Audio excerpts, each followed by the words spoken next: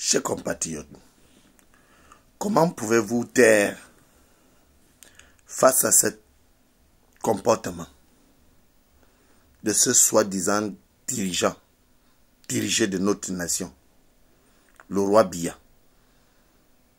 Ces papas nés vers ces hommes fatigués qui ont pour mission de détruire la jeunesse camerounaise, qui ont pour mission de tuer la démocratie dans notre pays. Ces vieillards qui ont décidé de sacrifier la jeunesse pour s'éterniser au pouvoir. Donc on voit le roi Biya avec sa bande, ses gangsters de Étudie, ses chefs de bandits, avec sa clique, qui ont décidé d'exterminer les deux régions que nous connaissons. La région de sud-ouest, Buea, et la région de nord-ouest, Bamenda, dont la plupart des Camerounais sont devenus muets, dont certains trouvent normal qu'un soi-disant président de la République d'un pays doit avoir près de 100 ans. Or, que nous savons qu'à partir de 75 ans, on commence à perdre le fil. On commence à entamer le chemin ou encore à dessiner le schéma de la vieillesse, dont personne ne peut s'échapper à cela, parce que c'est la loi de la nature. Pour vous confirmer ce que j'avais dit il y a cela 5 ans aujourd'hui, que ces hommes avaient pour mission de détruire notre nation, que cela a toujours été vrai pour ceux qui ont contredit cela. Quand j'avais dit que le roi Biya avait pour mission de servir l'Occident et ses alliés européens, qui l'encouragent à tuer ses propres frères, à massacrer son propre sang. Voilà une preuve de plus qu'ils ont déjà décidé de faire de notre pays leurs propres choses. Donc tout se gère en aparté. Comment expliquer le phénomène là, où l'on voit son ami, son serviteur, feignant, si feignant que lui, le soi-disant président d'une haute institution de la place, dont nous connaissons tous, Nyat Difundi, reconduit sous les ordres par décret présidentiel à la tête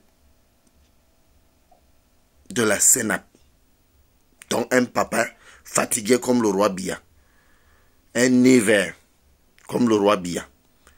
C'est une preuve de plus pour vous dire que notre pays est dirigé par ces vieillards parce que ils ont fait de ça leur propre propriété privée. C'est pour cela que le Cameroun et les Camerounais et l'ensemble des Camerounais n'a plus de valeur dans le monde entier. Partout où on y va. Lorsqu'on présente un passeport camerounais, on est surveillé jusqu'au point où on n'arrive pas à comprendre. Tout simplement parce que nous avons des hommes inconscients à la tête de notre nation. Et nous avons la dictature qui fait même base, dont la plupart des Camerounais dehors se comportant comme les dirigeants dirigés. Le roi Biya et sa clique. La preuve, vous les voyez tout le temps nous insulter, C'est pourtant ce que nous disons est vrai. Ce que nous critiquons est vrai. C'est pour le bien-être de l'ensemble des Camerounais, dont la plupart trouvent cela abnormal. Comment d'abord accepter que quelqu'un qui a près de 100 ans soit à la tête d'une autre institution d'un pays? Si ce n'est pas la sorcellerie comme disent les autres, comment accepter qu'un soi-disant président de la République d'une nation, une grande nation comme la nôtre, le Cameroun, soit un papa né vers quelqu'un qui n'a plus toutes ses facultés, quelqu'un qui ne peut plus réfléchir pour lui-même ou encore pour sa propre famille, un arrière-grand-père à la tête des institutions d'une nation. Comment accepter cela? Comment parvient-il, ce Camerounais qui nous insultant, là, à comprendre au sens propre que dans une nation, une grande nation comme le Cameroun, on doit avoir les papas qui font les besoins naturels sur eux, qui pissent, qui portent les couches, qui sont fatigués, soient à la tête des institutions de cette nation dont on appelle le Cameroun, qui est le nôtre. Comment expliquer cela? Jusqu'à les gens parviennent à nous insulter. Comment comprendre que ce papa Niver est incapable de régler le conflit de nos eaux? Comment comprendre que quelqu'un est à la tête des institutions camerounaises depuis près de 39 ans, bientôt 40 ans, et qui n'a jamais rien fait de positif dans notre nation, à part tuer, à part les arrestations arbitraires, à part les assassinats commandités par ces hommes, par lui-même, avec ces monstres qu'il a fabriqués, qu'il n'a plus jamais pu contrôler depuis sa vieillesse? Comment expliquer que les Camerounais parviennent à croire à ce genre de personnes? Comment ils croient à ce genre de personnes? La question reste et demeure.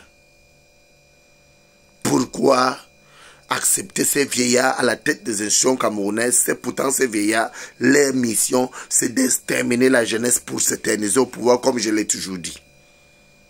Et que l'homme camerounais est là pour parler les problèmes d'autres personnes que les propres problèmes. On les voit débattre sur le conflit ukrainien-russe, comme s'ils étaient devenus les Russes ou les Ukrainiens. C'est pourtant dans les nations, rien ne marche. C'est pourtant dans les nations, on tue les anglophones. On massacre les frères depuis près de 6 ans aujourd'hui. Et ils laissent cela, ils ferment les yeux, ils vont parler de ce qui ne les concerne pas. Nous ne sommes pas européens d'ailleurs, je vous ai toujours dit cela. Nous sommes tout simplement Camerounais. Et nous devrons nous battre pour le bien-être de notre nation et de notre population et de nos frères et sœurs anglophones qui sont marginalisés, qui sont tués sous les ordres de ces régimes. Donc il y a la guerre dans notre nation depuis près de 6 ans aujourd'hui.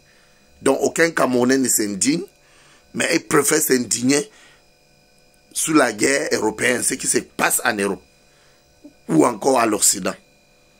C'est pourtant ce sont ces mêmes Occidentaux qui vendent les armes pour qu'on s'entretue, qui maintiennent ces vieillards à la tête des institutions camerounaises.